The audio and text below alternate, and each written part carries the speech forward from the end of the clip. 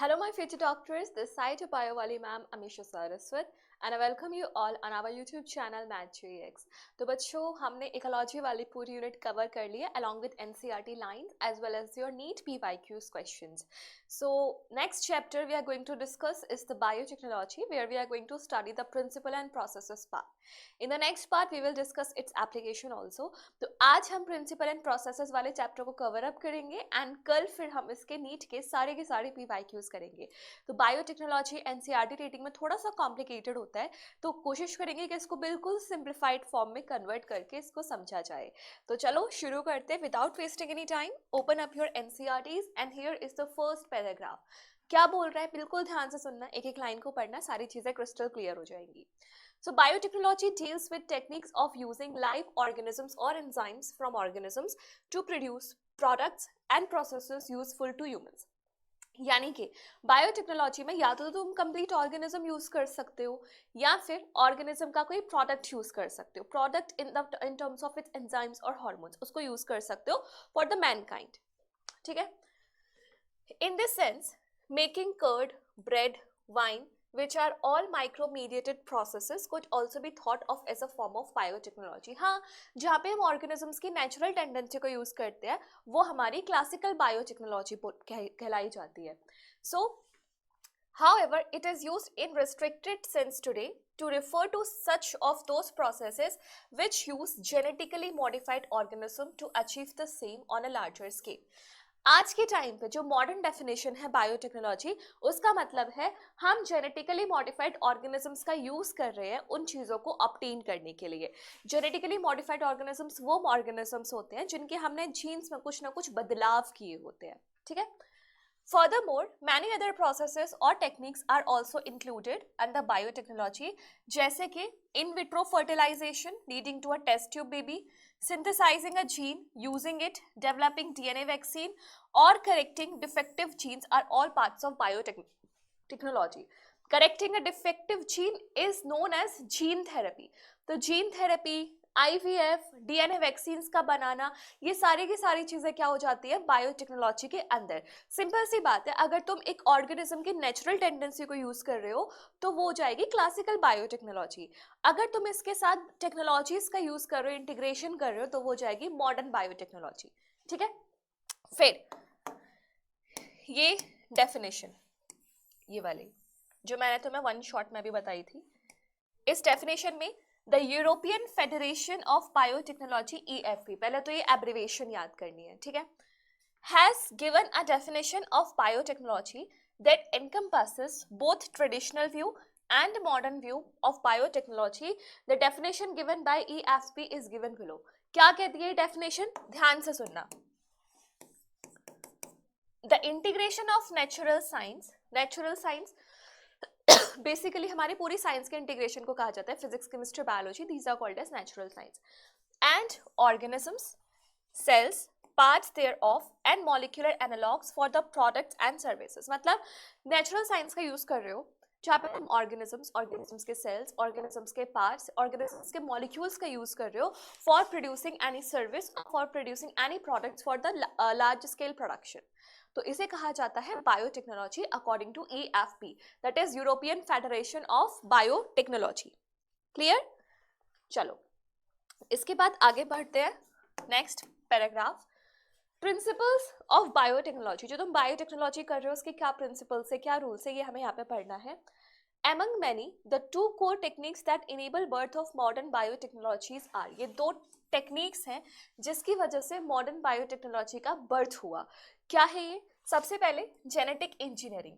ये वो इंजीनियरिंग है जहां पर हम DNA और RNA में बदलाव करते हैं. क्वेश्चन आता है और दिमाग में कंफ्यूजन भी होता है कि क्या जेनेटिक इंजीनियरिंग केवल DNA से डील करती है, तो आंसर इज नो, क्योंकि जेनेटिक इंजीनियरिंग में DNA, RNA किसी का भी मैनिपुलेशन हो सकता है.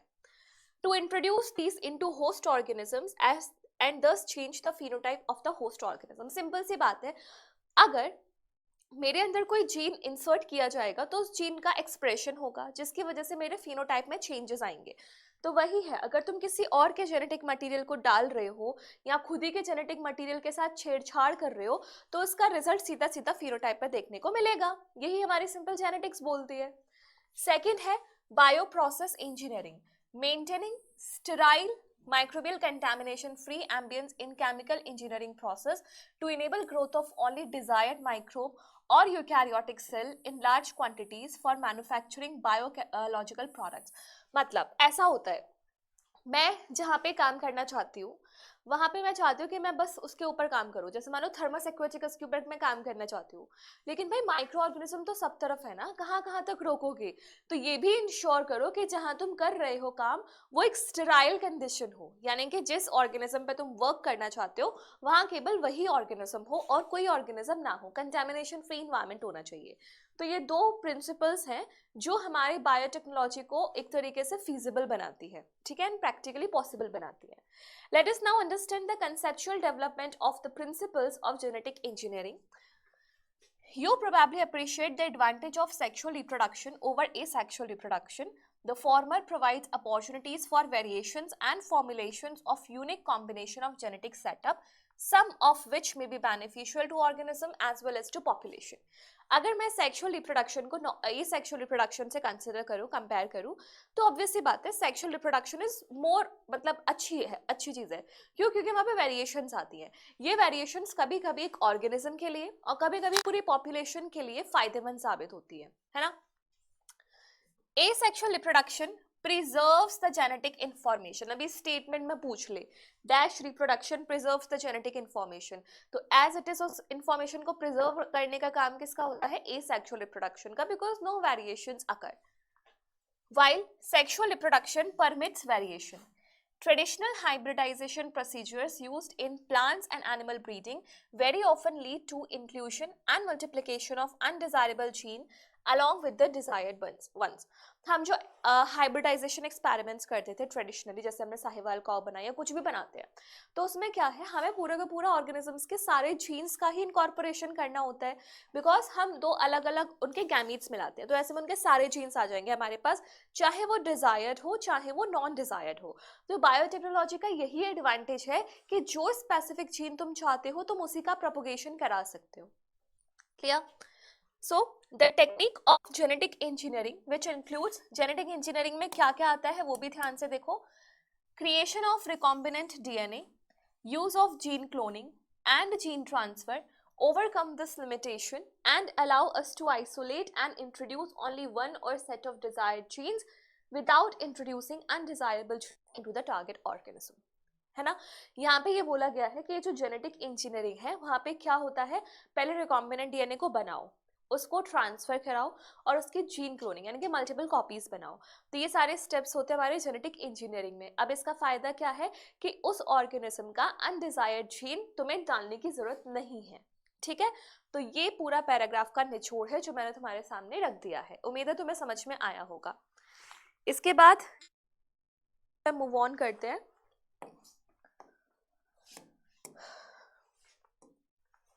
Do you know the likely fate of a piece of DNA which is somehow transferred into alien organism?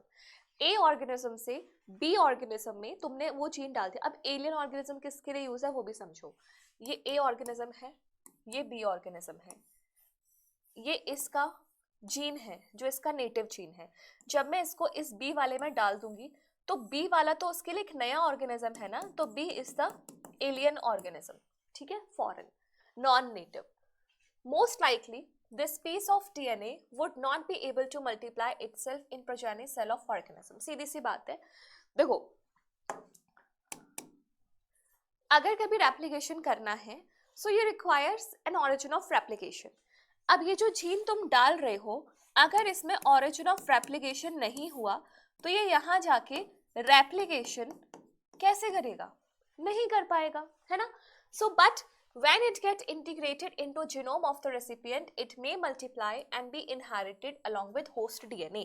लेकिन अगर ऐसा हुआ कि इसका जो खुद का जेनेटिक मटेरियल है, अगर ये जीन हमने इसके जेनेटिक मटेरियल में डाल दिया तो अब ये इसी का इंटीग्रल पार्ट बन जाएगा और इस ऑर्गेनिज्म का जो ओरिजिन ऑफ रेप्लिकेशन है उसकी वजह से इस पूरे के पूरे जेनेटिक मटेरियल का भी रेप्लिकेशन हो जाएगा। समझ में आया? यानी कि simple gene of interest host cell में डालने से उसका रेप्लिकेशन होगा ये जरूरी नहीं है।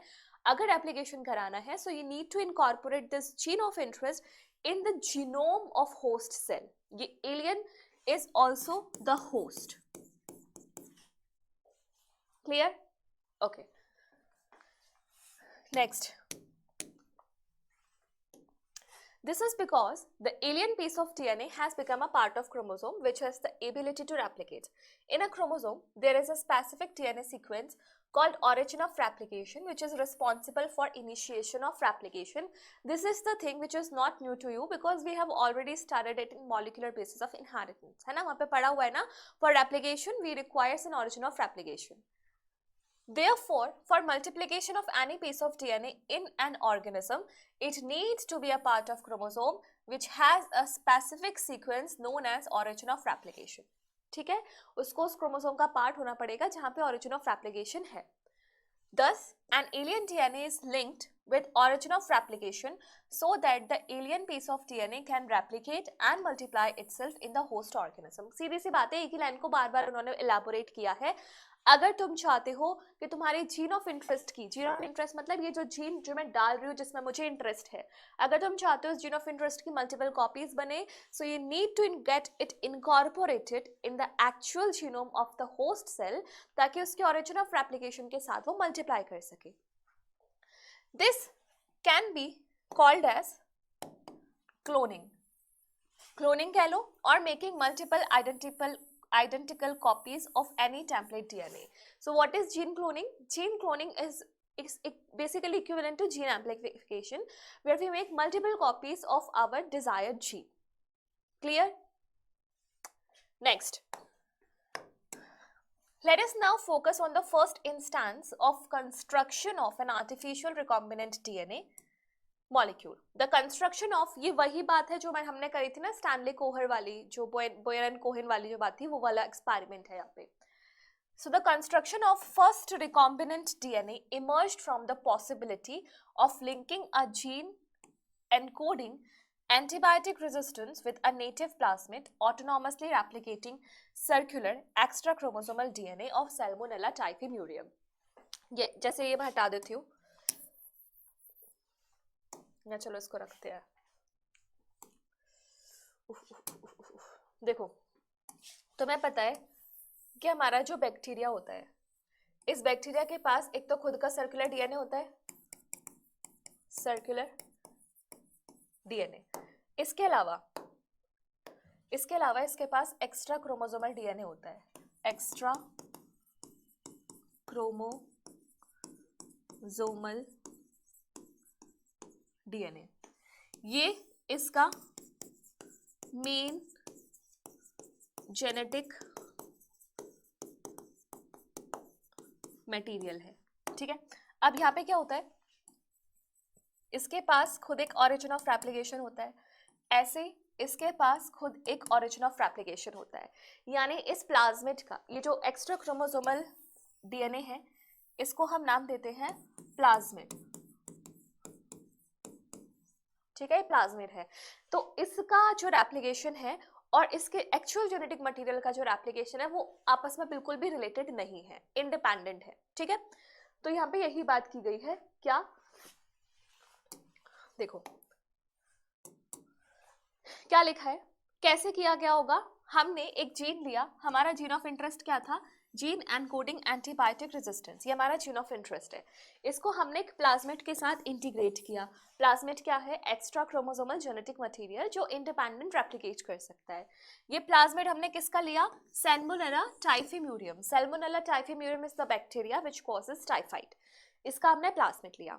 Stanley Cohen and Herbert Boyer, in scientist का पूरा नाम Herbert Boyer and Stanley Cohen, accomplished this in 1972. एक तरफ जब 1972 में सिंगर एंड निकोलसन ने फ्लूइड मोजाइक मॉडल दिया था, वहीं दूसरी तरफ 1972 में कोहेन एंड बोयर ने आरडीएनए बना लिया था.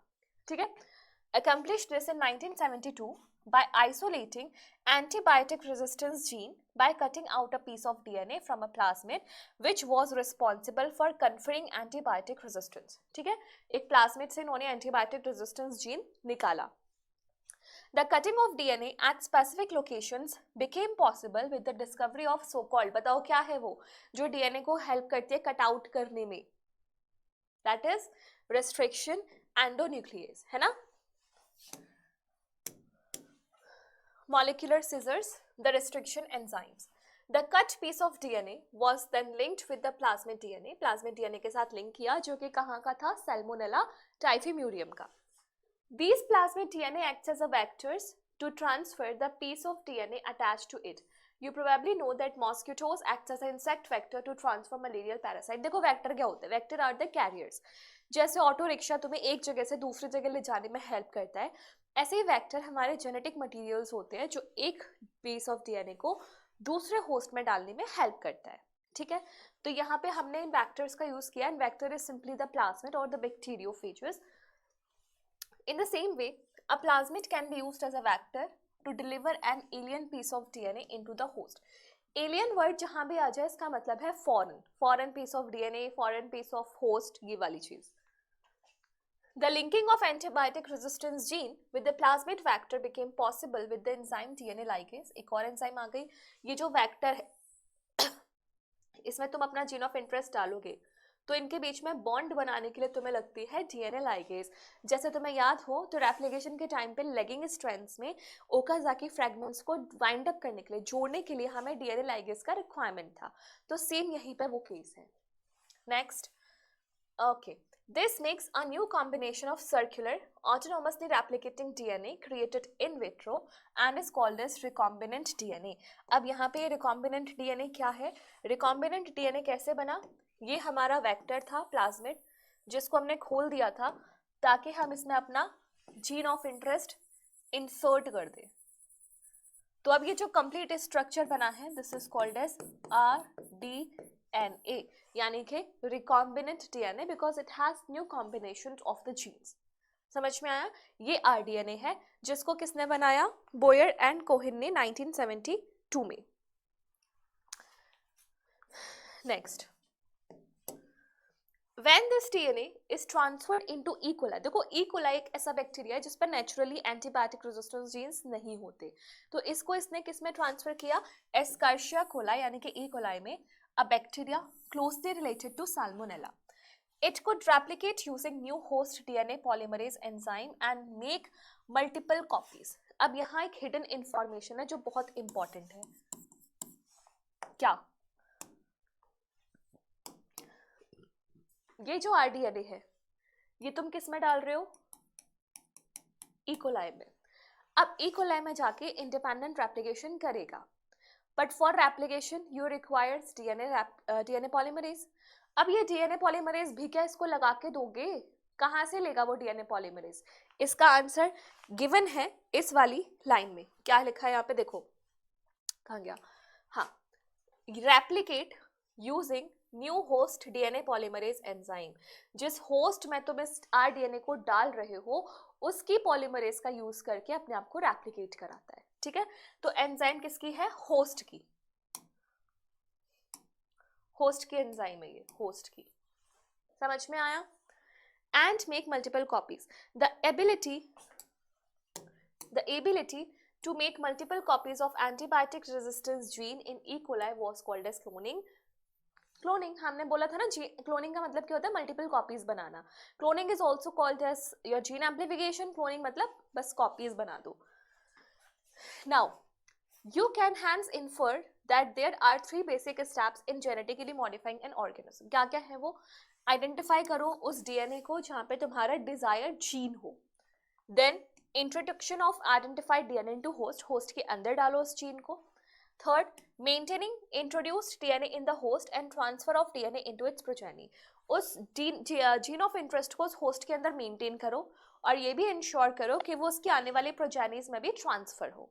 तो ये 3 स्टेप्स होती है हमारी जेनेटिक इंजीनियरिंग में. समझ में आया?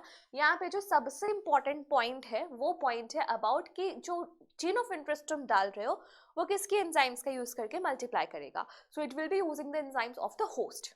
क्लियर? नेक्स्ट, आगे क्या है? Tools of recombinant DNA technology यानी कि RDNA technology. So now we know from the foregoing discussion that genetic engineering और RDNA technology can be accomplished only if we have key tools. अब क्या क्या की टूल्स है यहाँ पे उनको हाईलाइट करते हैं. Restriction enzymes, polymerase enzymes, ligase, vectors and the host organisms, ये टूल्स हैं। ठीक है, क्या क्या टूल्स हैं हमारे पास? पॉलीमरेज होनी चाहिए, लाइगेज होनी चाहिए, एक होस्ट होना चाहिए, एक वेक्टर होना चाहिए, एक रिस्ट्रिक्शन एंजाइम होनी चाहिए। ठीक है, सबका फंक्शन भी पता हो। रिस्ट्रिक्शन एंजाइम्स अपने जीन ऑफ इंटरेस्ट को कट आउट करके निकालने के लिए, पॉलीमरेज एंजाइम होस्ट के अंदर उसका रेप्लिकेशन कराने के लिए, लाइगेज एंजाइम्स वेक्टर और जीन ऑफ इंटरेस्ट को आपस में जोड़ने के लिए, लाइगेट करने के लिए, वेक्टर जीन ऑफ इंटरेस्ट का ट्रांसफर कराने के लिए, और होस्ट उस जीन ऑफ इंटरेस्ट को होल्ड करके प्रोपोगेट कराने के लिए। ठीक है, तो सबसे पहला जो टूल हम डिस्कस करने जा रहे हैं, this is your restriction enzymes.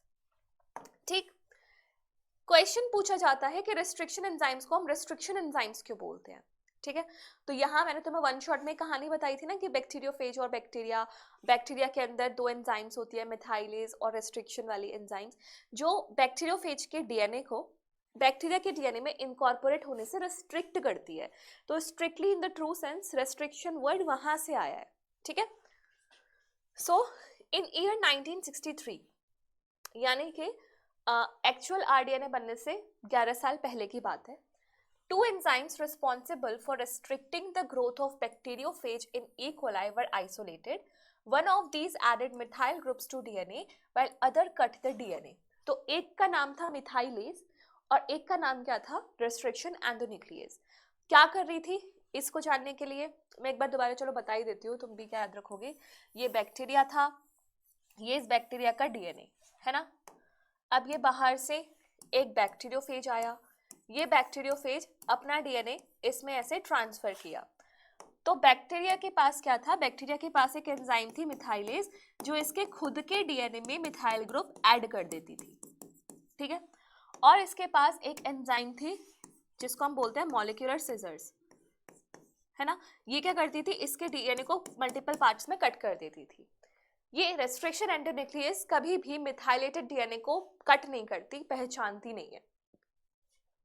इस वजह से इसका जो खुद का डीएनए था वो बच गया, लेकिन जो बैक्टीरियोफेज का डीएनए था उसके तितर बितर चिथड़े उड़ गए। क्लियर? कब आइसोलेट करी थी ये? 1963 में। Now the first restriction endonuclease का नाम था HIND2, whose functioning depended on specific DNA nucleotide sequence was isolated and characterized 5 years later. ये सबसे पहले आइसोलेट तो कर दी गई, लेकिन इसको कैरेक्टरिस्टिक, इसका जो कैरेक्टराइजेशन है वो 5 साल के बाद हुआ। ठीक है, it was found that HIND2 always cut DNA molecules at particular points by recognizing specific sequence of 6 base pair. यहाँ पे जो important है वो क्या है कि HIND2 का जो recognition sequence है वो 6 base pairs का है। 6 base pairs, 6 base pair मतलब कितने न्यूक्लियोटाइड्स? अरे यार अब वो 6 base pair मतलब कितने न्यूक्लियोटाइड्स? 12, है ना। तो 6 बेस पेयर का सीक्वेंस था। This specific base sequence is known as the recognition sequence for HIND2। Recognition sequence बोलते हैं इसको, जिसको रिकॉग्नाइज करके रेस्ट्रिक्शन एंजाइम कट करती है, वो वाली जगह। Besides HIND2 today we know more than, ये भी इंपॉर्टेंट लाइन है, आज के टाइम पे हमें 900 से भी ज्यादा रेस्ट्रिक्शन एंजाइम्स मिल चुकी हैं। कहाँ से? 230 स्ट्रेन्स ऑफ बैक्टीरिया से। समझ में आया? आज के टाइम पे हमारे पास 900 से भी ज्यादा रेस्ट्रिक्शन एंजाइम्स हैं which have been isolated from almost 230 strains of bacteria. Next, the convention for naming these enzymes is the first letter of the name comes from the genus. पहला लेटर जीनस से आता है, second 2 letters कहाँ से आता है? Species से। उसके बाद of the prokaryotic cell from which they were isolated, example EcoR1 है। तो EcoR1 कहाँ से आया? Escherichia coli RY113। ये वही नाम, वही चीज़ है जो हमने अपने वन शॉट में भी कवर किया था, नॉमेनक्लेचर वाला पर्सपेक्टिव। ठीक है, तो यहाँ पे तुम्हें क्या याद रखना है? यहाँ पे तुम्हें टूल्स के नाम याद रखने हैं, और यहाँ पे तुम्हें याद रखना है कि HIND2 सबसे पहले आइसोलेट की गई थी, but it was characterised 5 years later। 6 base pair का इसका रिकॉग्निशन सीक्वेंस होता है, it cuts blunt end, it produces blunt ends. ये भी हमने पढ़ा था। क्लियर? चलो नेक्स्ट, ये वही है nomenclature. Restriction enzymes belongs to large class of enzymes called as nucleus. Nucleus क्या होते हैं? जो हमारे जेनेटिक मटेरियल को क्लीव करते हैं, ठीक है। तो न्यूक्लियस कैटेगरी के अंदर ये बिलोंग करती है। There are two types, exonucleus, endonucleus. तो इसके नाम के पीछे लगा हुआ है न्यूक्लियस, न्यूक्लियस है ना। एक्सोन्यूक्लियस जो बाहर की तरफ से कट करती है, एंडोन्यूक्लियस जो अंदर की तरफ से कट करती है। Exonucleus remove nucleotides from the ends of DNA, whereas endonucleus makes a cut at specific positions within the DNA, DNA के अंदर से। Each restriction endonucleus functions, ये line important, each restriction endonucleus functions by inspecting the length of DNA sequence।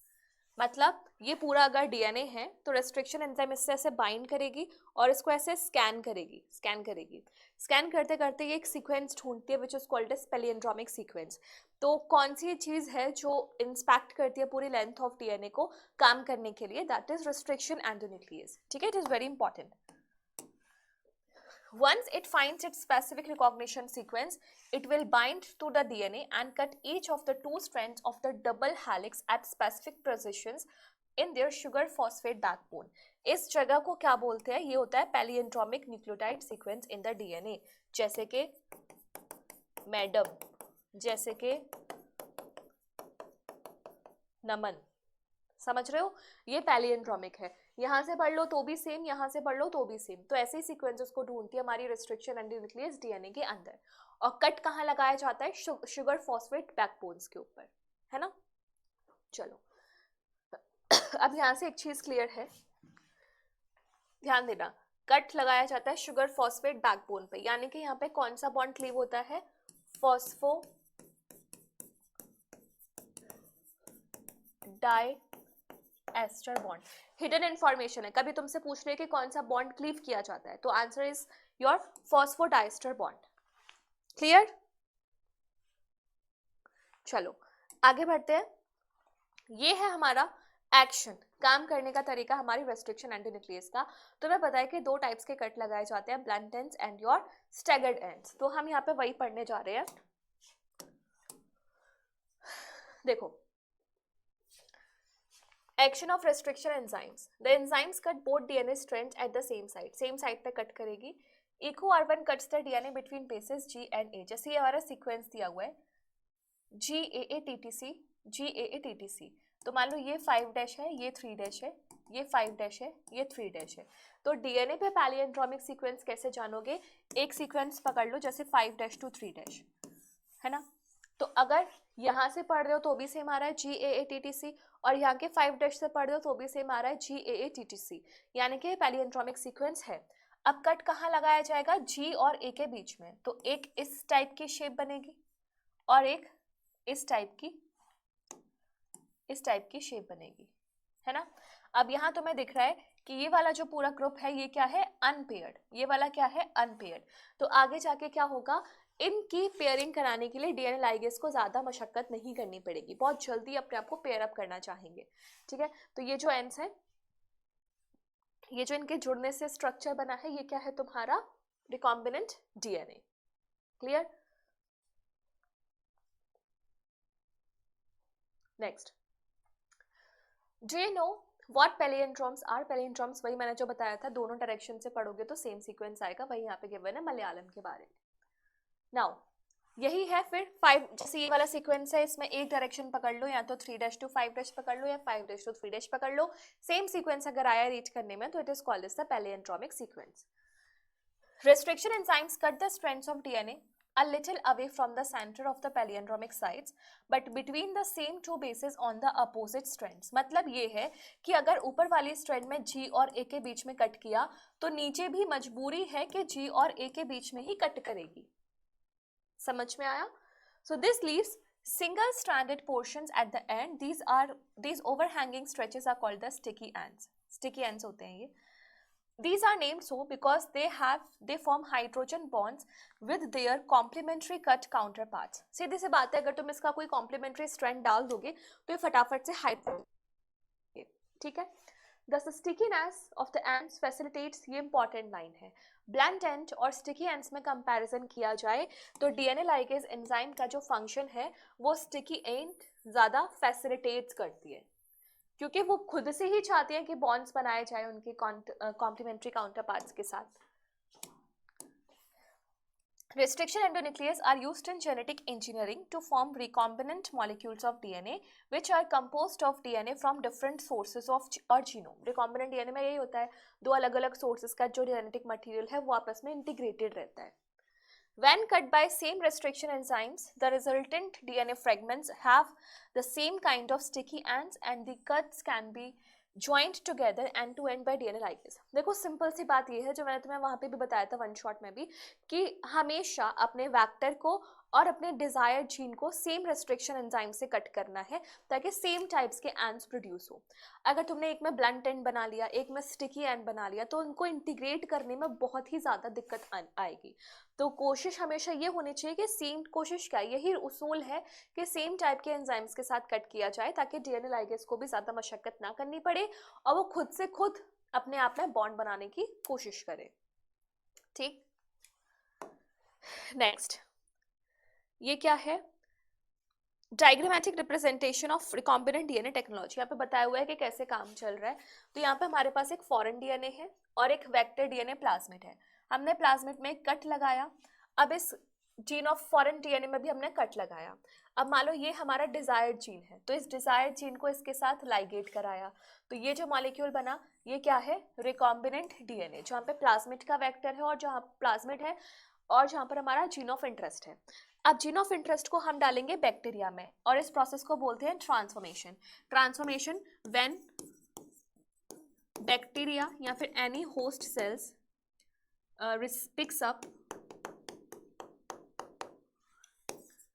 DNA from surrounding से pickup कर लेता है. E coli है, host है, ये डिवाइड करेगा. अब क्योंकि इसके जेनेटिक मटेरियल के साथ इंटीग्रेट हो चुका है तो हर प्रोजेनी में वो सामने आएगा. ये कहानी होती है रिकॉम्बिनेंट डीएनए टेक्नोलॉजी की. ठीक है, next, you may have realised that normally unless one cuts the vector and the source DNA with the same instruction enzyme, the recombinant vector molecule cannot be created. जो मैंने अभी तुम्हें बात बताई, same enzyme के साथ ही कट करना पड़ेगा वरना मुश्किल होगी और नहीं बन पाएगा. Separation and isolation of DNA fragments. कैसे सेपरेट करोगे? The cutting of DNA by restriction endonuclease results in fragments of DNA. अब तुमने इतने बड़े डीएनए को कट लगाया है तो यहाँ पे बहुत सारे टुकड़े टुकड़े फ्रैगमेंट्स बन जाएंगे.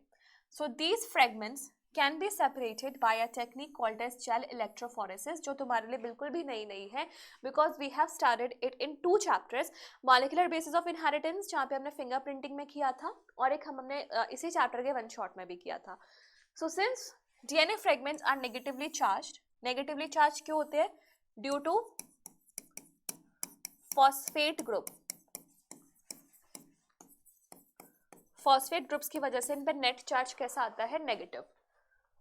They can be separated by forcing them to move towards the anode under electric field. क्योंकि हमें पता है कि जो कैथोड है ये नेगेटिवली चार्ज्ड होता है और जो एनोड है ये पॉजिटिवली चार्ज होता है. तो डीएनए कैथोड से एनोड की तरफ मूव करता है under electric field through a medium और मैट्रिक्स जो कि जेल होती है.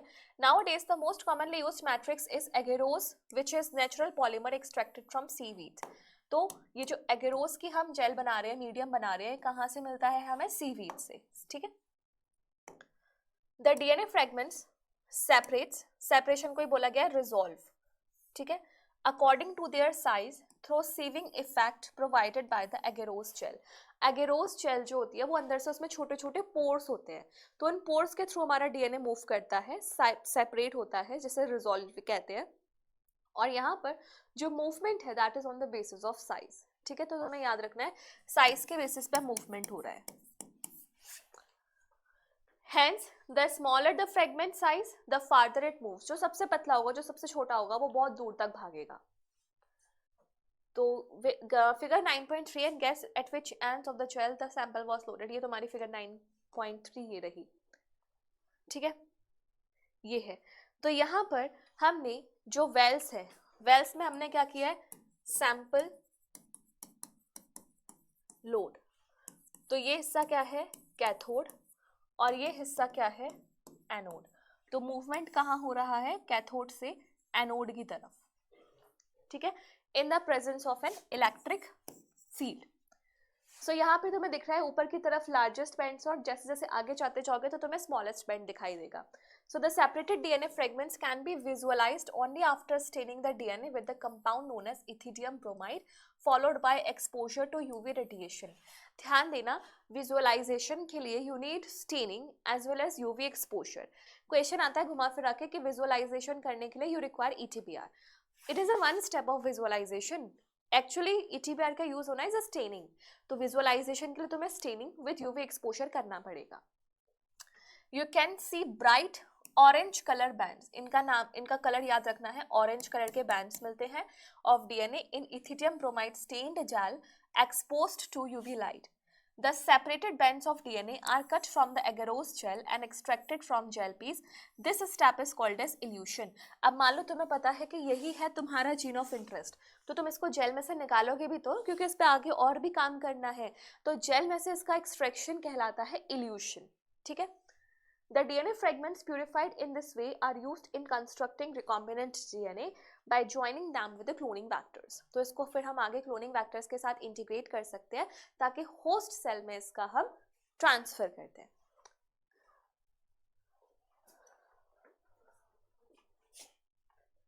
vectors. क्लोनिंग वैक्टर्स क्या होते हैं, जो अभी हम पीछे बात करते आ रहे थे, जो क्लोनिंग करने में हेल्प करते हैं, जो ट्रांसफर करने में हेल्प करते हैं, वही क्लोनिंग वैक्टर्स हैं। So you know that plasmids and bacteriophages have the ability to replicate within bacterial cell independent of control of chromosomal DNA. ये दोनों के दोनों किसी भी बैक्टीरियल सेल में जाके अपना इंडिपेंडेंट रेप्लिकेशन कर सकते हैं without depending upon the main chromosomal DNA, ठीक है।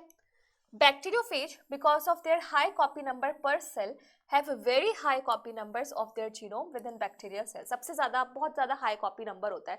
देखो सीधी सी बात है, अगर तुमने अपना जीन ऑफ इंटरेस्ट डाला है तो वहाँ उसकी कॉपीज भी तो बहुत सारी क्रिएट होनी चाहिए ना, तो ये जितनी कॉपीज क्रिएट हो रही हो उसे बोलते हैं हम कॉपी नंबर। तो हाई कॉपी नंबर होना चाहिए जो कि बैक्टीरियोफेज का होता है।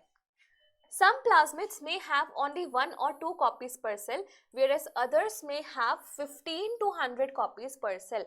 ये तो बहुत छोटा है, किसी किसी की किलोज में भी चले जाते हैं, किलो बेस पेयर्स में भी चले जाते हैं, मतलब thousands of copies भी बन जाती है। Their number can go even higher. If we are able to link an alien piece of DNA with bacteriophage or plasmid DNA, we can multiply its number equal to copy number. तो जितना इसका हमारे vector का copy number होगा उतनी हम copies create कर सकते हैं अपने जीन ऑफ इंटरेस्ट की। Next, vectors used at present are engineered in such a way that they help easy linking of foreign DNA and selection of recombinants from non-recombinants. तो ये जो लाइन है वो मैं अभी तुम्हें आगे समझाऊंगी क्या है। अभी के लिए बस इतना समझ लो कि बैक्टीरिया और प्लाज्मिड्स और बैक्टीरियोफेज को हम वेक्टर्स की तरह यूज करते हैं because they have high copy number, और इंडिपेंडेंट रेप्लिकेशन तो वो करते ही है। नेक्स्ट, कुछ कैरेक्टरिस्टिक्स होती हैं क्लोनिंग वेक्टर, जैसे तुम कंपटीशन में फर्स्ट रैंक अगर होल्ड करना चाहते हो या कर सकते हो तो तुम्हारी कुछ कैरेक्टरिस्टिक्स होंगी जो तुम्हें बाकियों से अलग करती है। तो ऐसे ही हर जेनेटिक डीएनए पीस को हम वेक्टर नहीं बोल सकते। अगर उसे वेक्टर होना है तो ऑब्वियस सी बात है, it needs to have some attributes जो बाकी किसी में नहीं है। तो क्या है वो एट्रीब्यूट्स, वो यहाँ पे गिवन है।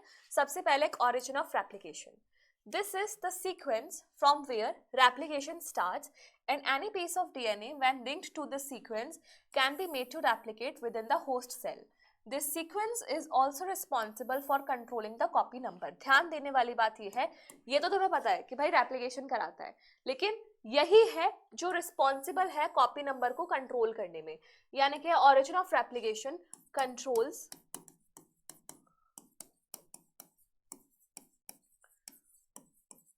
copy number. So if one wants to recover many copies of target DNA, it should be cloned in a vector whose origin supports high copy number. तो जो कॉपी नंबर की हम बात कर रहे हैं वो कॉपी नंबर डिपेंड किस पे करता है, ऑरिजिन ऑफ रेप्लिकेशन पे। तो हमें ऐसा ही वेक्टर चूज करना चाहिए जिसका जो ऑरिजिन ऑफ रेप्लिकेशन है वो हाई कॉपी नंबर को सपोर्ट करे। नेक्स्ट जो कैरेक्टरिस्टिक है that is selectable marker. Selectable marker हमें हेल्प करता है सेलेक्ट करने में कि भाई तुम्हारा रिकॉम्बिनेंट डीएनए बना भी है या नहीं बना, वो होस्ट के अंदर जा भी चुका है या नहीं जा चुका, क्योंकि तुम इतना सारा जो काम कर रहे हो वो बहुत माइक्रोस्कोपिक लेवल पे है, तो उसको देखना चेक करना is very mandatory and very complex. तो वो सारी चीज़ों के लिए सेलेक्टेबल मार्कर्स होते हैं। So in addition to origin of replication, the vector requires a selectable marker which helps in identifying and eliminating non-transformants and selectively permitting the growth of the transformants. Transformation is a procedure through which a piece of DNA is introduced in a host bacterium. You will study the process in subsequent section. ये मैंने अभी तुम्हें starting में बताया था, transformation, एकदम कुछ नया परिवर्तन आना। बैक्टीरिया के अंदर जो हमारा होस्ट है उसके अंदर जब हमारा जीन इंसर्ट होगा तो ये जो प्रोसेस होता है इसको हम बोलते हैं ट्रांसफॉर्मेशन। तो जो ट्रांसफॉर्मेशन कर गया वो हो गया ट्रांसफॉर्मेंट, और जिसमें ट्रांसफॉर्मेशन नहीं हुआ वो हो गया नॉन ट्रांसफॉर्मेंट। तो जो बैक्टीरिया डीएनए को इनटेक कर लिया वो बन गया ट्रांसफॉर्मेंट, और जिसने इनटेक नहीं किया वो हो गया नॉन ट्रांसफॉर्मेंट। तो दोनों ही बैक्टीरियल कैटेगरीज को सेलेक्ट करके एलिमिनेट करने में भी हेल्प करता है। आगे, normally the genes and coding, ये इंपॉर्टेंट है, gene encoding resistant to antibiotic, ये होते हैं हमारे सेलेक्टेबल मार्कर्स। कौन कौन? एक तो एम्पिसिलिन, क्लोरेम्फेनिकॉल, टेट्रासाइक्लिन, कैनामाइसिन, ये 4 एंटीबायोटिक्स हैं जिनके रेजिस्टेंस जीन सेलेक्टेबल मार्कर की तरह यूज हो सकते हैं। इकोलाई, द नॉर्मल इकोलाई, ये भी इंपॉर्टेंट है। नॉर्मली इकोलाई के अंदर ऐसा कोई भी एंटीबायोटिक रेजिस्टेंस जीन नहीं मिलता है। तो जो भी तुम इकोलाई से जीन एक्सट्रैक्ट कर रहे हो बेसिकली एक आर्टिफिशियल प्लाज्मिड है जो हमने अलग अलग बैक्टीरियाज को यूज करके बनाया है। क्लियर? अब यहाँ हम आगे की बात करते हैं, हम बात करें PBR 322 के बारे में। तो सबसे पहले एक वेक्टर के पास एक क्लोनिंग साइट होनी चाहिए। In order to link the alien DNA, the vector needs to have very few, preferably single recognition sites for commonly used restriction enzymes. देखो सीधी सी बात है, अगर मेरे पास इको R1 के लिए साइट है तो मेरे पास उसके लिए एक ही साइट होनी चाहिए, क्योंकि अगर मल्टीपल साइट्स होंगी तो मल्टीपल फ्रेगमेंट्स बन जाएंगे मेरे प्लाज्मिड के। लेकिन ऐसा भी ना हो कि मेरे पास ऑप्शन केवल इको R1 के लिए, मेरे पास अलग अलग एंजाइम्स के लिए ऑप्शन अवेलेबल होना चाहिए। तो ये यहाँ पे लाइन बोली गई है कि एक एंजाइम के लिए तुम्हारे पास एक रिस्ट्रिक्शन साइट होनी चाहिए, बट मल्टीपल एंजाइम्स के लिए भी रिस्ट्रिक्शन साइट्स अवेलेबल होनी चाहिए। Presence of more than one recognition sites within the vector will generate several fragments which will complicate the gene cloning, है ना? मल्टीपल टुकड़े हो जाएंगे तो फिर जीन क्लोनिंग का कोई मतलब नहीं बचेगा।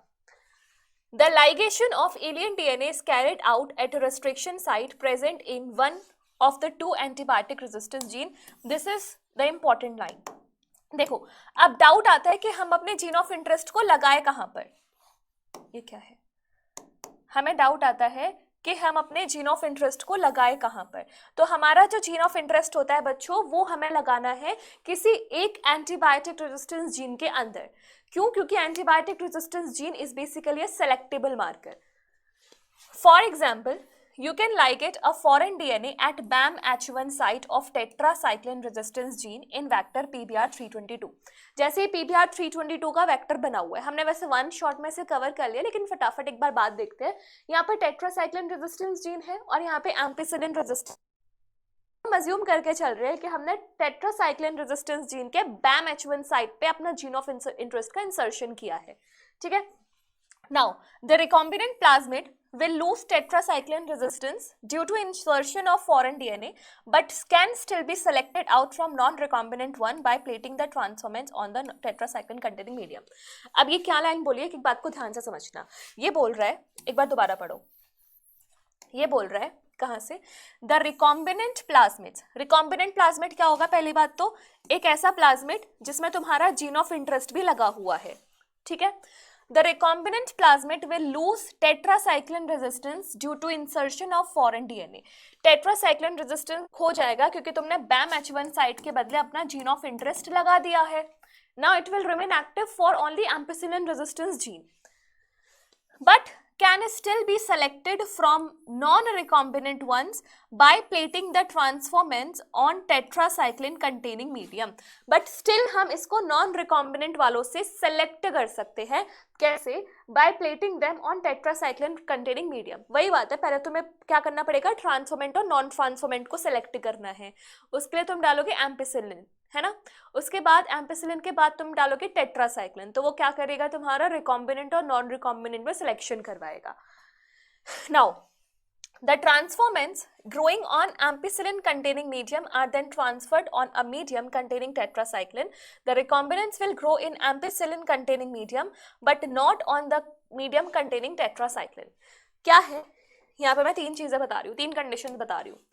तुम्हारा जो होस्ट है, ये होस्ट की बात चल रही है, या तो इसके पास कोई जीन ऑफ इंटरेस्ट या वेक्टर कुछ भी नहीं आया, या फिर इस होस्ट के पास एक सेल्फ लाइगेटेड प्लाज्मिड आ गया, या फिर इस होस्ट के पास हमारा एक जीन ऑफ इंटरेस्ट वाला प्लाज्मिड गया है।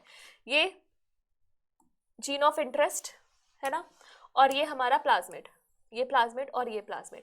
तो बच्चों ये क्या है, ये है नॉन ट्रांसफॉर्मेंट, और ये दोनों क्या है, ट्रांसफॉर्मेंट। क्यों? क्योंकि बैक्टीरिया ने कुछ तो अंदर लिया है ना, इसीलिए।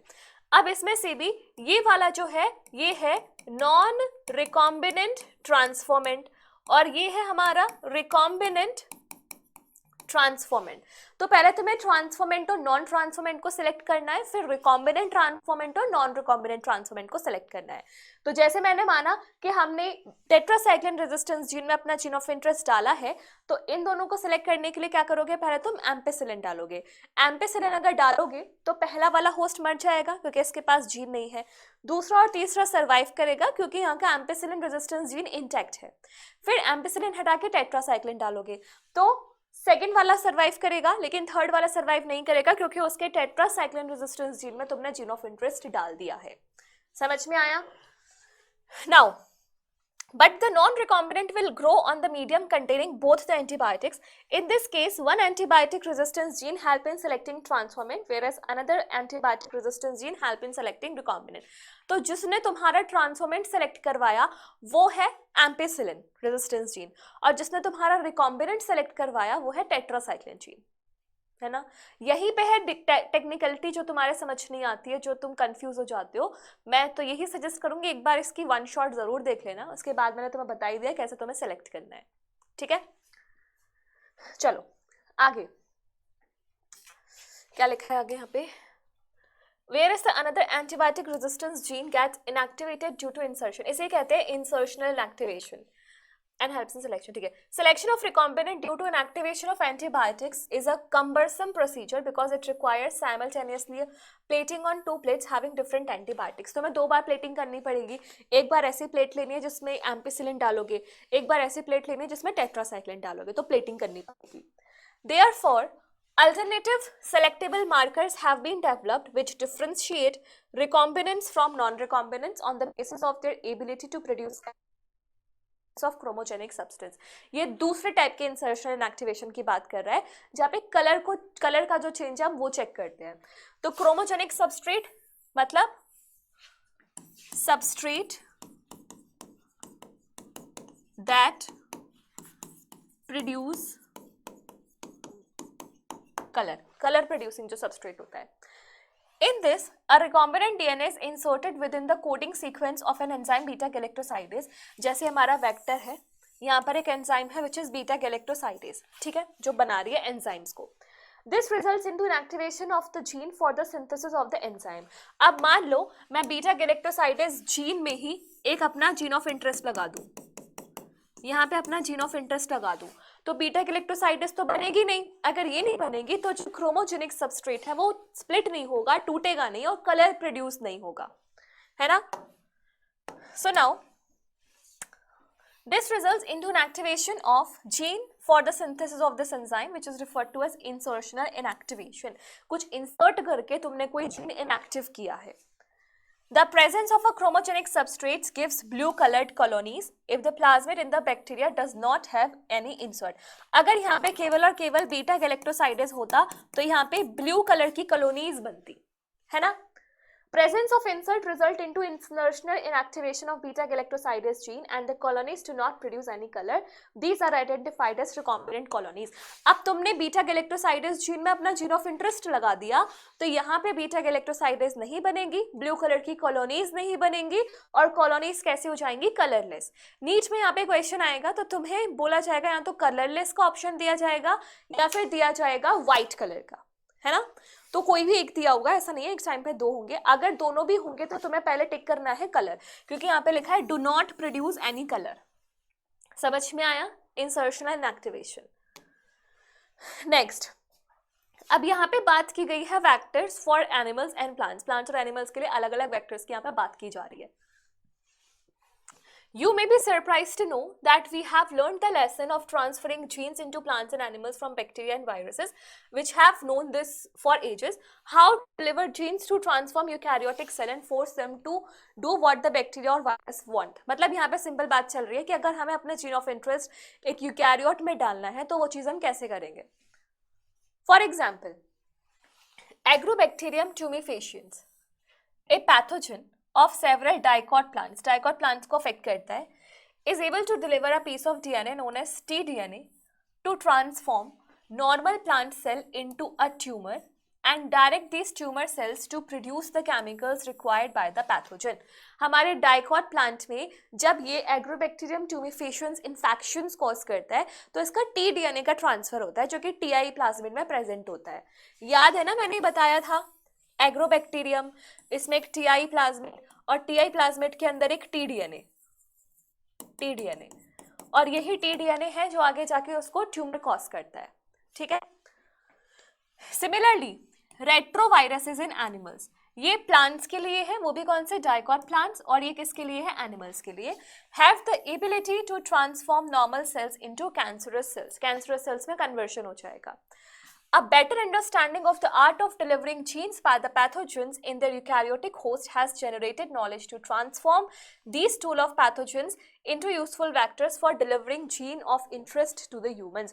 हमें ये जो अंडरस्टैंडिंग हुई है जीन डिलीवरी के लिए, इसलिए हमने यूज़ किया है ऐसे पैथोजेंस को भी पॉजिटिव वे में कि हम इन पैथोजेंस को डिसार्म करके, इनका यूज़ करके अपना जीन ऑफ इंटरेस्ट किसी होस्ट में ट्रांसफ़र कर सके.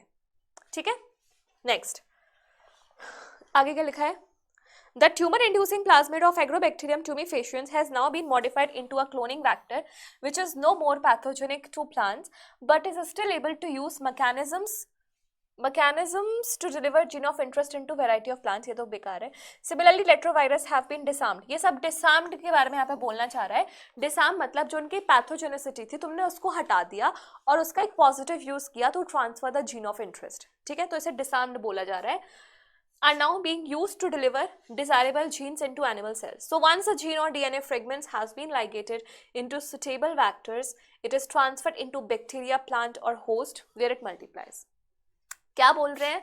सिंपल सी बात है, उसकी पैथोजेनिसिटी को कॉज करने वाला जो जीन है वो तुमने हटा दिया, वहाँ पे अपना जीन ऑफ इंटरेस्ट लगा दिया, तो now it remains no more pathogenic and it can be used for delivering your gene of interest into the host. Clear? Simple सी बात है. नेक्स्ट, कॉम्पिटेंट होस्ट मतलब तुम अपना जीन ऑफ इंटरेस्ट डालना चाह रहे हो तो तुम्हारे पास क्या मेथड्स हैं या फिर तुम कैसे किसी को कॉम्पिटेंट बना सकते हो, that we are going to study here.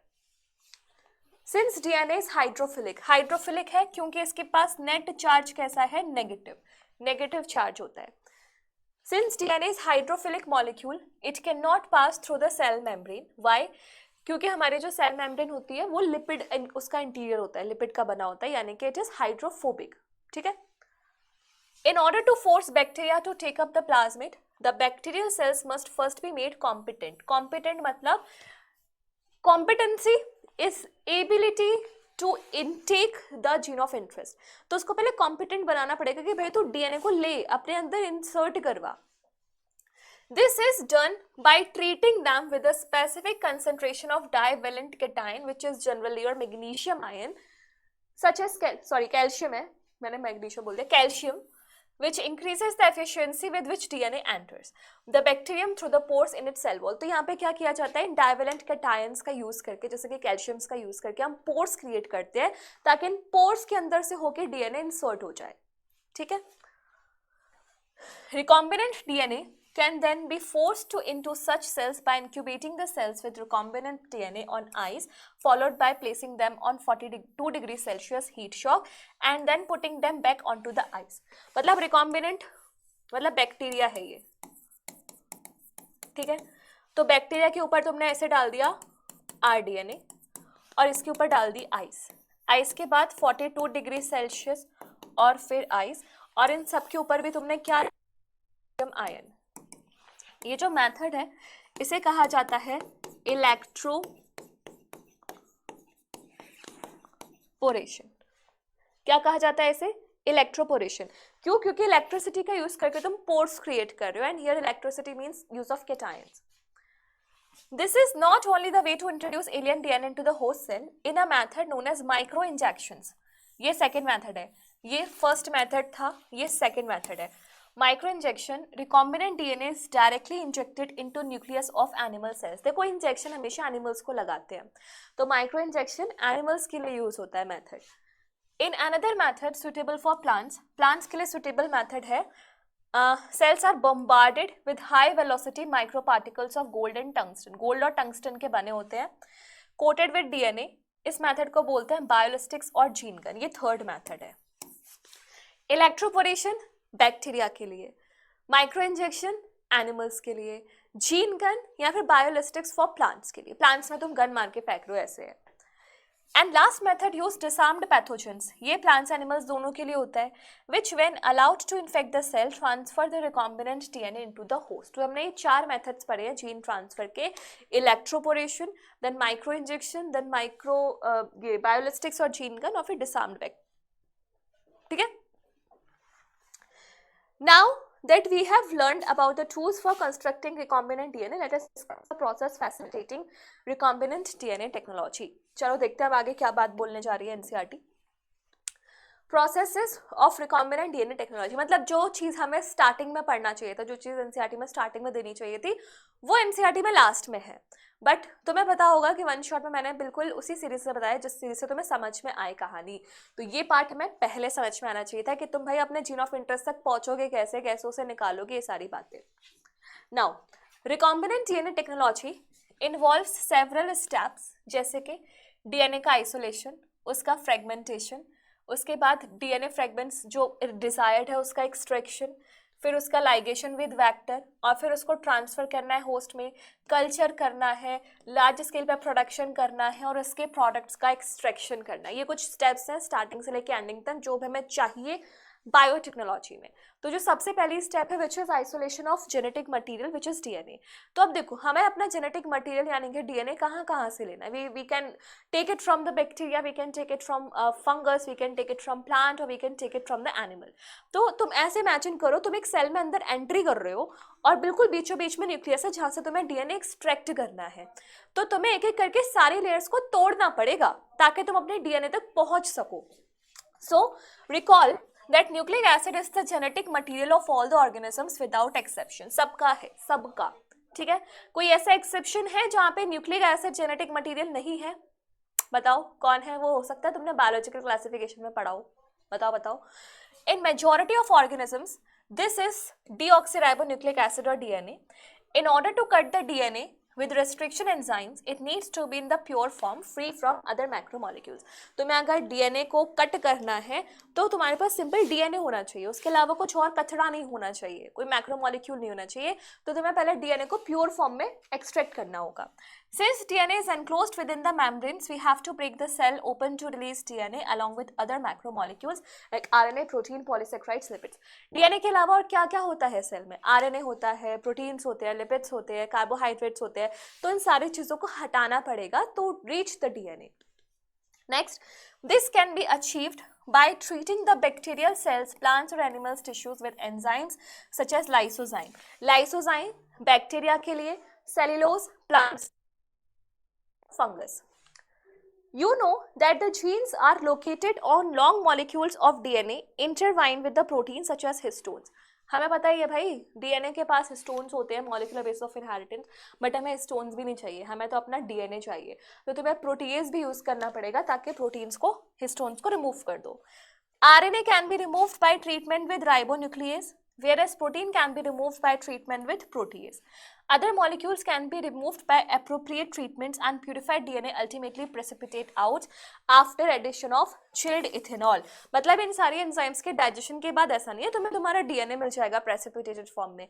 You will required to add your chilled ethanol, ठंडी दारू डालनी पड़ेगी.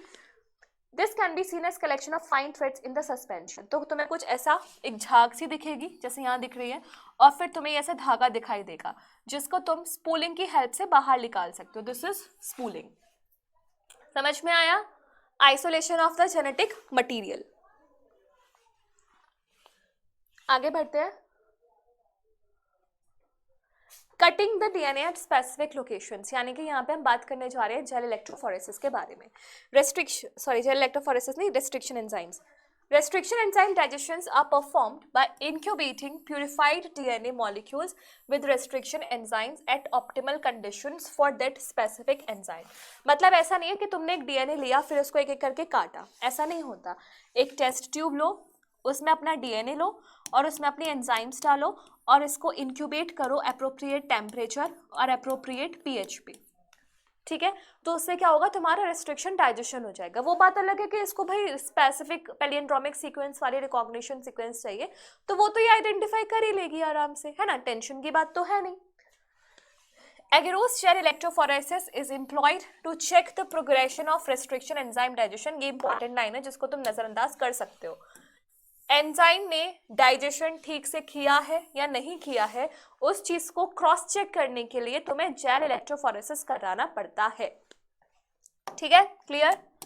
Now DNA is negatively charged, hence it moves towards positive electrode anode. जो मैंने तुम्हें पहले बता दिया, कैथोड नेगेटिव है, एनोड पॉजिटिव है. एनोड बुलाते हैं आजा आजा और डीएनए खींचा चला आता है.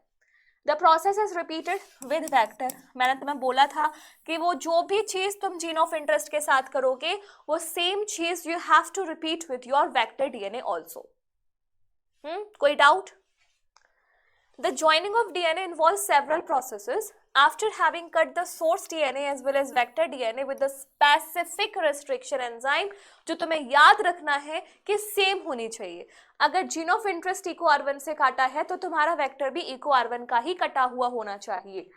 The cut out gene of interest from the source DNA and the cut vector with space are mixed and lipase is added. This results in the preparation of a recombinant DNA. सब कुछ तुम्हें एक test tube में डाल के सब कुछ गड़मट करना है, सारा काम अपने आप ही हो जाएगा, तुम्हें खुद से मैनुअली कुछ नहीं करना. ठीक है, चलो आगे बढ़ते हैं. Amplification of gene of interest using PCR. What is PCR? Polymerase chain reaction. In this reaction, multiple copies of genes of interest is synthesized. ठीक है, इन विट्रो. इन विट्रो मतलब बाहर, लैब के कंडीशन के बाहर. तो यहाँ पे 3 स्टेप्स आती हैं, क्या क्या? Denaturation, annealing and extension. Denaturation में हम हाइड्रोजन बॉन्ड्स का ब्रेक डाउन करते हैं. अनीलिंग में प्राइमर्स का एडिशन करते हैं. ठीक है, और एक्सटेंशन में तुम्हारी क्या करते हैं? पॉलीमराइजेशन करते हैं. तो डीनेचुरेशन कराना है तो टेम्परेचर हाई देना पड़ेगा ताकि हाइड्रोजन बॉन्ड्स ब्रेक हो जाए. तो डीनेचुरेशन में टेम्परेचर बहुत ज्यादा दिया जाता है, उसके बाद फिर कम कर दिया जाता है. अब यहाँ पे एक एंजाइम जो तुम्हें डालनी है वो है टेक पॉलीमरेज. क्यों टेक पॉलीमरेज डालनी है? क्योंकि हमारे जो नॉर्मल एंजाइम्स होते हैं हमारी बॉडी की, उनको हम डायरेक्टली यूज नहीं कर सकते क्योंकि यहाँ पे टेम्परेचर 90+ चला जाता है और हमारे एंजाइम्स का ऑप्टिमम टेम्परेचर तो बॉडी के टेम्परेचर के बराबर है. इसलिए हमें एक थर्मोस्टेबल एंजाइम का यूज करना होता है, Taq polymerase that has been extracted from thermo acidophilic bacteria या थर्मोफाइल थर्मस एक्वाटिकस. ठीक है, now gene of interest is synthesized in vitro using 2 sets of primers. 2 sets of primers लगते हैं, एक इधर वाले अपने एंड पे, देखो यहाँ पे लगा हुआ है, एक इधर के 3' एंड पे, एक इधर के 3' एंड पे. 3' एंड पे क्यों लगा है? क्योंकि रेप्लिकेशन की डायरेक्शन 5' to 3' होती है. मैंने पहले ही बोला है कि तुम्हारे को सारे चैप्टर्स को साथ लेके चलना है, सबका जो कहीं ना कहीं कंसेप्ट है ना वो आपस में एक दूसरे से रिलेटेड होते हैं. ठीक है, नाउ प्राइमर्स क्या होते हैं? small chemically synthesized oligonucleotides that are complementary to regions of DNA. Oligo मतलब कि short stretches होते हैं, जैसे 10 न्यूक्लियोटाइड का कोई सीक्वेंस हो गया. And the enzyme DNA polymerase. Now, the enzyme extends the primers using the nucleotide provided in the reaction and the genomic DNA as template. If the process of replication of DNA is repeated many times, the segment of DNA can be amplified to approximately billions of times. वही replication में जो हम बात करते हैं वही है, जो हमारी टेक पॉलीमरेज एंजाइम है वो क्या करेगी, एक्सटेंशन कराएगी. और एक्सटेंशन इतना ज्यादा हो सकता है, अगर ये साइकिल को तुमने मल्टीपल टाइम रिपीट किया तो बिलियंस ऑफ कॉपीज क्रिएट हो सकती है एक बार में, मतलब मल्टीपल साइकिल्स के बाद.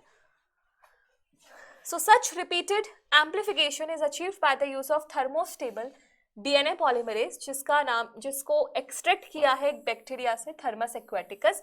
थर्मस एक्वेटिकस नाम क्यों बोला, क्योंकि एक्वेटिक है और थर्मोस्टेबल है. which remains active during high temperature induced denaturation of double stranded DNA. High temperature देना होता है, डबल स्ट्रैंड्स का सेपरेशन होता है उस टाइम पे, और ये एक्वेटिक है, थर्मोस्टेबल है. The amplified fragment, if desired, cannot be used to ligate with a vector for further cloning. अब जो भी तुमने जितने भी फ्रेगमेंट्स बनाए हैं अपने जीन ऑफ इंटरेस्ट के, उनको वेक्टर के साथ जोड़ के अपना क्या कर सकते हो, क्लोनिंग में यूज कर सकते हो. ठीक है. Now insertion of recombinant DNA into host cells और द ऑर्गेनिजम्स. अब हम रिकॉम्बिनेंट डीएनए को होस्ट सेल में डाल रहे हैं. There are several methods of introducing the ligated DNA into recipient cells. Recipient cells, after making them competent to receive, take up DNA present in the surrounding. पहले उनको competent बना दो, उसके बाद उनको receive करा दो, intake करा दो अपने gene of interest का. So if the recombinant DNA bearing gene for resistance to an antibiotic is transferred into E. coli cells, the host cell become transformed into ampicillin resistant cells. क्या बोल रहा है, E. coli. Naturally E coli में कोई भी antibiotic resistance gene नहीं होती. अगर मैंने उसे कॉम्पिटेंट बना दिया और उसमें एक ऐसा अपना जीन ऑफ इंटरेस्ट डाल दिया जो कि एम्पिसिलिन रेजिस्टेंट है, तो मेरा जो ई कोलाई है वो अब कैसा बन जाएगा, ट्रांसफॉर्म हो जाएगा एम्पिसिलिन रेजिस्टेंट सेल में. है ना, कोई बड़ी बात नहीं है, सिंपल सी बात है. If we spread the transformed cells containing ampicillin only, transformants will grow and transformants will die. अब मैंने एम्पिसिलिन रख ली प्लेट पे ऐसे, अब मैंने यहाँ पे बैक्टीरिया डाल दिए, एक तो वो ट्रांसफॉर्म्ड वाले, एक अनट्रांसफॉर्म्ड वाले. तो ट्रांसफॉर्म्ड वाले बच जाएंगे, अनट्रांसफॉर्मेंट वाले डाई कर जाएंगे. Since due to ampicillin resistance gene one is able to select a transformed cell in the presence of ampicillin. यही है वो सेलेक्टेबल मार्कर होता है, ये हमने पहले ही पढ़ लिया PBR 322 के केस में कि उनको बोल देते हैं क्योंकि सिलेक्शन में हेल्प हो रहा है. Clear. Next, obtaining the foreign gene products. अब हम फाइनल स्टेप पे आ गए कि तुमने इतना रिकॉम्बिनेशन खेला है, अब तुम्हारा जो प्रोडक्ट है वो कैसे ऑब्टेन हो. तो we are on the somehow we have reached the last topics of this chapter. When you insert a piece of alien DNA into cloning vector and transfer it into bacteria, plant, animal cell, the alien DNA gets multiplied.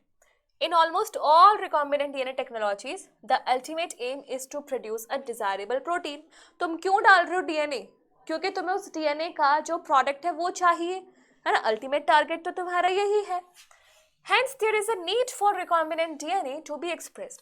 तो हम चाहेंगे कि जो तुमने gene of interest डाला है वो अपने आप को एक्सप्रेस भी करे. The foreign gene get expressed under appropriate conditions. सही बात है. The expression of foreign gene into host cell involves understanding many technical details. इसके लिए बहुत टेक्निकल डिटेल्स भी समझनी जरूरी होंगी, और सबसे इंपॉर्टेंट की पॉइंट है उसको कुछ ऑप्टिमम कंडीशंस चाहिए जो तुम्हें प्रोवाइड करानी पड़ेगी if you want its expression. Clear? After having cloned the gene of interest and having optimized the conditions to induce the expression of target protein, one has to consider producing it on the large scale. मान लो तुमने ऐसे घर में बैठे बैठे या lab conditions में ऐसी कंडीशंस अचीव कर दी कि तुमने उसका प्रोडक्ट निकाल लिया. अब बायोटेक्नोलॉजी तो लार्ज स्केल पे भी डील करेगी, तो तुम्हें कुछ ऐसा ढूंढना पड़ेगा कि इस चीज को तुम लार्ज स्केल पे कर सको, लार्ज स्केल का प्रोडक्शन कर सको. Can you think of any reason why there is a need for large scale production? Obviously for human welfare. If any protein encoding gene is expressed in heterologous host, it is called as recombinant protein. मान लो एक A organism है, एक B organism है. A organism को naturally बना रहा था, में डाल दिया, तो बी वाला ऑर्गेनिज्म क्या हो जाएगा, उसके लिए एक हेट्रोलॉगस होस्ट, क्योंकि वो उसका एक नेटिव होस्ट नहीं था। और जो हमारा प्रोटीन आया है that will be called as the recombinant protein. The cells harboring clone gene of interest may be grown on a small scale in the laboratory. The cultures may be used for extracting the desired protein and thus purifying it for different separation techniques. हम lab में एक छोटी सी culture plate पे भी इन type के bacterias को grow करा सकते हैं, उनका जो भी प्रोडक्ट है उसको ले सकते हैं, एक्सट्रैक्ट कर सकते हैं, सेपरेट कर सकते हैं। The cells can also be multiplied in continuous culture system. Continuous culture system में क्या होता है, the used medium is strained out from one side while fresh medium is added from the other to maintain cell in their physiologically most. यहाँ पे cell plate है, जो मरते जा रहे हैं उनको तुमने यहाँ से क्या कर दिया, ड्रेन ऑफ, और यहाँ से तुम क्या कर रहे हो, न्यू न्यूट्रिएंट्स एड ऑन करते जा रहे हो। समझ में आया? New nutrients, active log exponential phase, पता है ना ऐसा ग्राफ बनता है। तो लॉग फेज में मेंटेन करने का काम तुम्हारा रहता है कंटिन्यूअस कल्चर्स में। This type of culturing method produces a larger biomass leading to high yields of desired protein. तो इससे बहुत ज्यादा अमाउंट में हमारा Small volume cultures cannot yield desired quantities of products. To produce in large quantities, हमने बना रखे हैं bioreactors where 100 to 1000 liter of culture can be processed. Bioreactor से तुम 100 से लेकर के 1000 लीटर का प्रोडक्शन कर सकते हो for the large scale. Bioreactors can be thought of as vessels in which raw materials are biologically converted into products, individual enzymes, etc. using microbial plant, animal, human cells. तो ये bioreactors हैं, तुम इसमें अपना raw material डालो, temperature, pH, enzymes, host cell, ये सारी की सारी चीज़ें डाल दो bioreactors में. Bioreactor provides optimal conditions for achieving desired products by providing optimum growth condition, जैसे temperature, pH, substrate, salt, vitamins, oxygen, ये सारी की सारी चीज़ें डालनी है। सबसे ज़्यादा जो कॉमन बायोरिएक्टर है वो है तुम्हारा स्टिरिंग टाइप का बायोरिएक्टर। ये है हमारे पास स्टिरिंग टाइप बायोरिएक्टर्स, ठीक है। A stir tank bioreactor is usually cylindrical और विद अ कर्व बेस, या तो वो कर्व्ड बेस वाला हो सकता है या फिर ऐसे सिलेंड्रिकल हो सकता है। To facilitate the mixing of reactor contents, ऐसे क्या होगा, इसमें आसानी से मिक्सिंग हो सकती है, जैसे दही मथते हैं ना, दूध मथते हैं मिक्सिंग करने के लिए, ऐसा होता है। The stirrer facilitates even mixing and oxygen availability through out the bioreactor. ये जो यहाँ पे स्टिरर है, जब ये ऐसे ऐसे मूव करेगा तो इससे क्या होगा, जो भी कंटेंट है, ऑक्सीजन है, वो प्रॉपरली थ्रू आउट मिक्सचर में मूव हो जाएगी। If you look at the figure closely, you will see that bioreactor has an agitator system and oxygen delivery system. यहाँ पे important है कि कौन कौन से systems होते हैं, पूछ सकता है।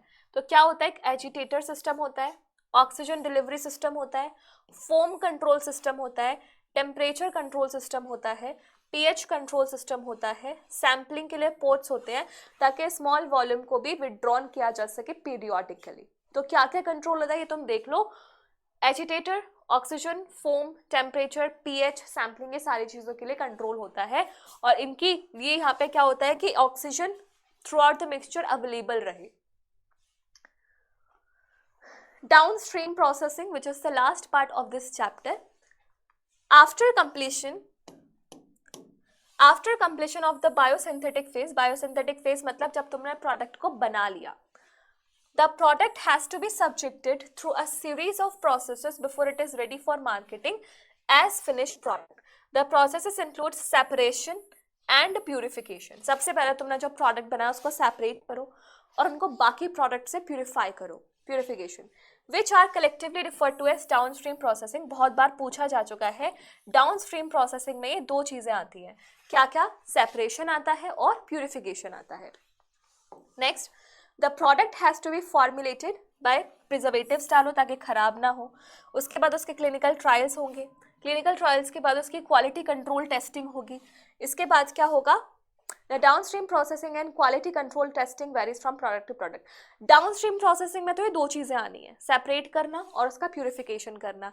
इसके बाद जो तुम इसमें प्रिजर्वेटिव डाल रहे हो, क्वालिटी कंट्रोल टेस्ट कर रहे हो, क्लिनिकल ट्रायल्स ले रहे हो, ये सारे जो तुम्हारे अल्टरनेटिव मेथड्स हैं ये प्रोडक्ट टू प्रोडक्ट वेरी कर सकते हैं। डाउन स्ट्रीमिंग प्रोसेसेस में यूज होने वाले जो स्टेप्स हैं वो भी प्रोडक्ट टू प्रोडक्ट वेरी कर सकते हैं। तो this is the steps which occurs after the biosynthetic phase, यानी कि अपना जो डिजायर्ड प्रोडक्ट है उसके ऑब्टेनेंस के बाद। ठीक है, so I guess the chapter is finished.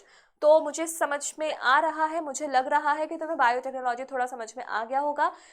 इसमें भी अगर कोई डाउट है तो पहले मैं तुमसे बोलूँगी, अगर तुमने बायोटेक्नोलॉजी कभी नहीं पढ़ी है तो एक बार वन शॉट वीडियो ज़रूर देखो, उसके बाद ये एनसीईआरटी लाइनर सीरीज़ पढ़ो। एक बार तुमने सारा का चैप्टर कवर कर लिया तो कल हम करेंगे इस चैप्टर के सारे NEET PYQs. So do come and अपने मार्क्स ज़रूर बताना कि तुमने कितने मार्क्स फेच किए हैं उस पूरे पीवाईक्यू सेशन में। मिलते हैं अगले चैप्टर्स के साथ। Till then bye bye, take care, all the best.